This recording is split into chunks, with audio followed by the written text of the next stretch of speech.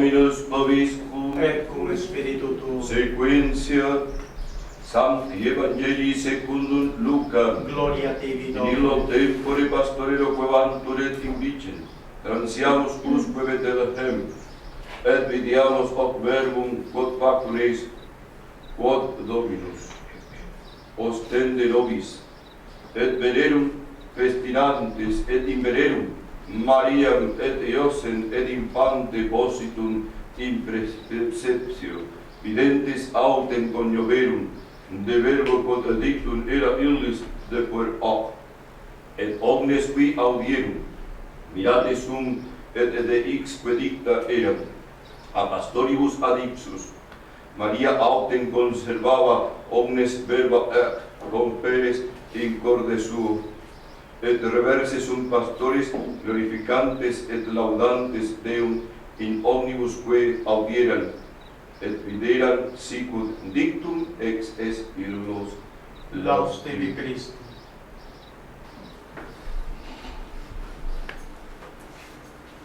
Dios te salve María, llena eres de gracia, el Señor es contigo, bendita tú eres entre todas las mujeres, y bendito es el fruto de tu vientre Jesús. Santa María, Madre de Dios, ruega por nosotros pecadores, ahora y en la hora de nuestra muerte. Amén.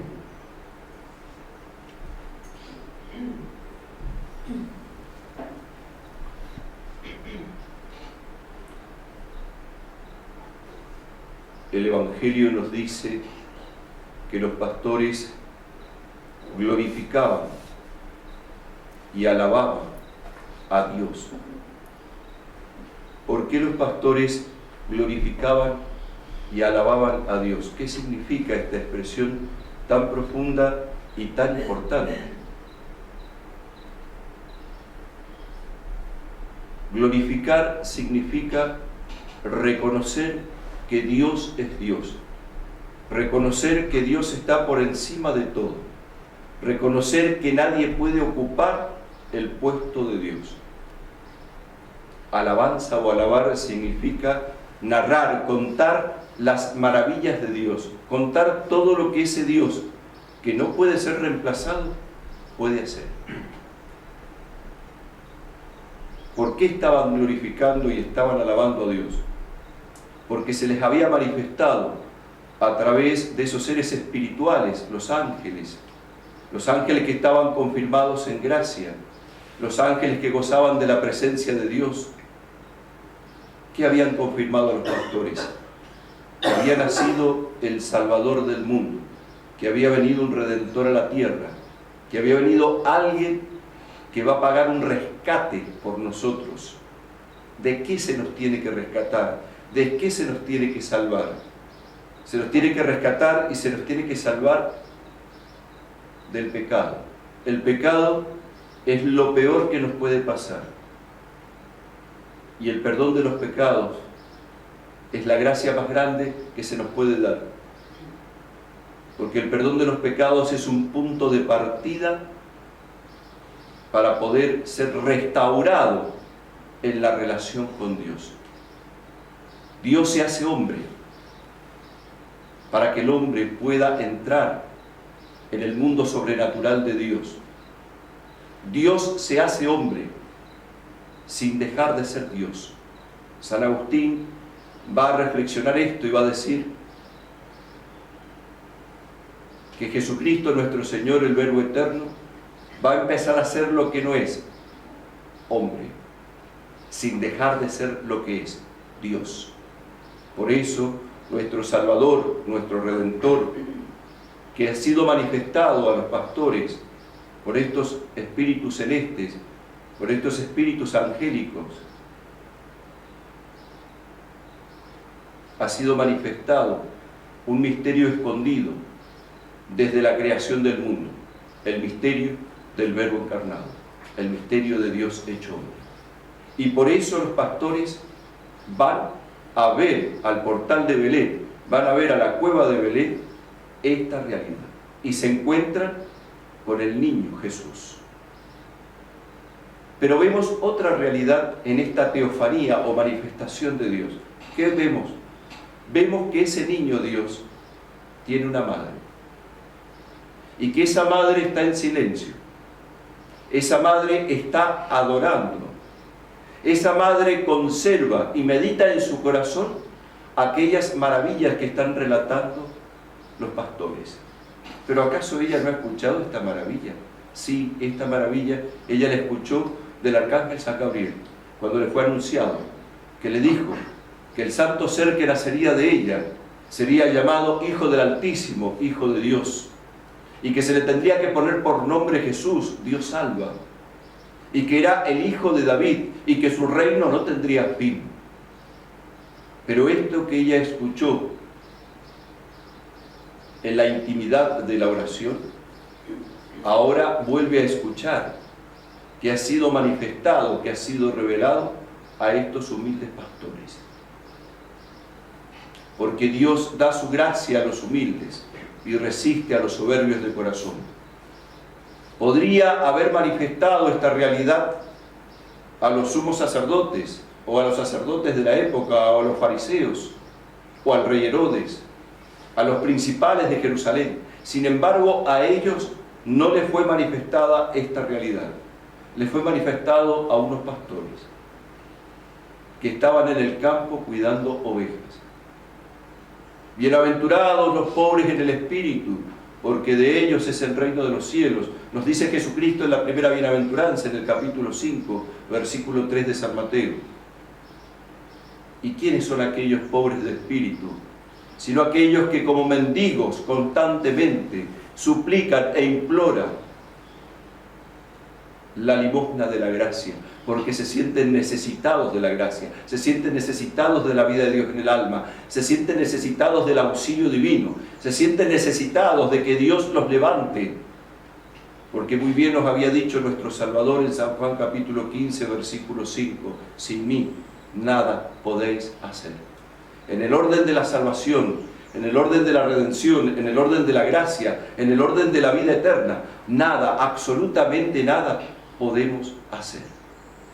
Y es por eso que tiene que venir un Salvador, tiene que venir un Redentor, para que nosotros podamos ser transformados, podamos ser restaurados, podamos ser hechos una nueva creación en Cristo. Por eso aquellas palabras famosas del Apocalipsis que recordábamos en el cuarto domingo de Adviento, que decía Cristo, hago nuevas todas las cosas. Él tiene poder de hacer nuevas todas las cosas. Y para hacer nuevas todas las cosas, se hace hombre. Comienza esa renovación sumergido en el seno de una madre, porque quiere redimir al hombre desde el momento de su concepción. Quiere redimir al hombre desde el momento que empieza a existir en este mundo. ¿Y cuándo empieza a existir en este mundo? En el seno materno. Por eso, la vida en el seno materno es sagrada. Y aquel que toca la vida en el seno materno, desde el momento de su concepción, comete un pecado gravísimo, porque se cree Dios. Por eso el aborto es tan terrible. Y todos aquellos pecados que van en contra de la concepción son terribles. Porque Dios hace partícipe de la obra creadora de Dios en la unión del hombre con la mujer. Y esa unión del hombre y la mujer, San Pablo le llama el gran sacramento, lo eleva a la categoría de sacramento, mostrando en la unión del hombre con la mujer la unión de Cristo con la Iglesia. Por eso es tan sagrado el sacramento del matrimonio. Y por eso el hombre no puede separar lo que Dios ha unido. Y si un matrimonio es válido, un matrimonio se ha dicho plenamente sí, acepto voluntariamente, ese matrimonio hasta que la muerte los separe. Y el fin principal del matrimonio es traer hijos al mundo y educarlos. Y es por eso, queridos hermanos, que Cristo elige para venir a este mundo meterse en el seno de una madre. Pero este embarazo va a ser distinto que los demás, porque va a ser por obra y gracia del Espíritu Santo. El Espíritu Santo descenderá sobre ti y la fuerza del Altísimo te cubrirá con su sombra, le dice el arcángel San Gabriel a la Virgen Purísima. Por eso el santo ser que nacerá de ti será llamado Hijo de Dios. Esta concepción es distinta. No ha habido concurso de hombre, no ha intervenido un hombre, ha intervenido el Espíritu Santo. porque la Virgen Purísima, la doncella que ha sido elegida, que el profeta Isaías ya miles de años atrás había dicho en Isaías capítulo 7, versículo 14, he aquí la Virgen, he aquí la doncella, que concebirá y dará a luz un hijo, y le pondrá por nombre Emmanuel, Dios con nosotros. ¿Quiénes están adorando? Que son los pastores. ¿A quién adoras? Le podríamos decir a los pastores, y ellos podrían decir, adoro al Emmanuel, al Dios con nosotros. Podríamos preguntarle a la Virgen, ¿por qué meditas y conservas en tu corazón estas palabras que escuchas de los pastores? Y ella nos podría decir, estoy meditando, estoy conservando en mi corazón lo que se dice del Emmanuel, el Dios con nosotros. Por eso, queridos hermanos, hoy, el día de Navidad, hoy el día del nacimiento del divino niño, hoy el día del nacimiento de Jesús nuestro Salvador, hoy el día del nacimiento del Cristo, el Mesías, el Redentor, hoy el día del nacimiento del Hijo de David según la carne, pero Hijo del Eterno Padre según la eternidad. Hoy es el día en que nos ha nacido un Salvador, el Mesías, el Señor. Por eso, queridos hermanos, nos alegramos y suplicamos e imploramos que esa salvación también llegue a nosotros, porque necesitamos nosotros de un Salvador. Todos en este mundo necesitan de un Salvador. La misma Santísima Virgen María tiene a Cristo como Salvador, como Redentor, en donde le fue aplicada esa redención de una manera especial y única, como lo meditábamos el 8 de diciembre. Fue preservada de todo pecado, fue preservada del pecado original y los pecados personales, por eso la llamamos Inmaculada, la llamamos la llena de gracia. ¿Y quién hizo esta obra maravillosa? La hizo Jesucristo, por sus méritos, en su amarga pasión y muerte en cruz. Porque este niño divino que nace en Belén, este niño divino que nace en una cueva de animales, este niño divino que nace en el silencio de un pesebre, es el Redentor y viene para morir en la cruz. El mismo Salmo 39 o 40 nos va a asegurar miles de años atrás, por esa revelación profética a David, rey, que se le dijo: no quieres sacrificios, oblaciones, sin embargo me has dado un cuerpo, he aquí, oh Dios, que vengo a hacer tu voluntad. ¿Cuál era la voluntad del Padre? La voluntad del Padre era que el Redentor del mundo, Dios Hijo, muriera en la cruz por nuestros pecados, muriera en la cruz por nuestra salvación, muriera en la cruz para preservar a una Virgen Madre del pecado, muriera en la cruz para que nosotros tuviéramos vida y la tuviéramos en abundancia. La vida de Dios es abundante. Por eso podemos decirlo del gradual, que cita el Salmo 117 o 118. Bendito el que viene en nombre del Señor. Bendito el que viene en nombre del Señor, es decir, bendito Jesucristo, que vienes en nombre de tu Padre Celestial, que vienes a la tierra. Dios es el Señor y nos ha manifestado su luz. Cristo se presenta diciendo: yo soy la luz del mundo, el que me sigue no andará en tinieblas. Él viene a iluminarnos con la verdad, porque Él es la verdad. Él viene a mostrarnos el camino, porque Él es el camino, porque Dios se ha hecho hombre y por su humanidad santísima caminamos. Él viene a darnos la vida, porque Él es la vida, la que da en abundancia. Y es por eso que viene a sacarnos de las tinieblas de nuestros pecados, de las tinieblas de nuestras miserias, de las tinieblas de nuestros vicios, de las tinieblas de nuestras debilidades. Y por eso, porque estamos contentos de que tenemos un Salvador, hoy decimos feliz Navidad. Este es el sentido de la Navidad cristiana, este es el sentido de la Navidad católica, este es el sentido de festejar Navidad. Esa frase que hoy se utiliza, que ya no se dice Navidad, ya le dice a la gente felices fiestas simplemente. Algunos, pocos dicen feliz Navidad, pero no saben lo que están festejando.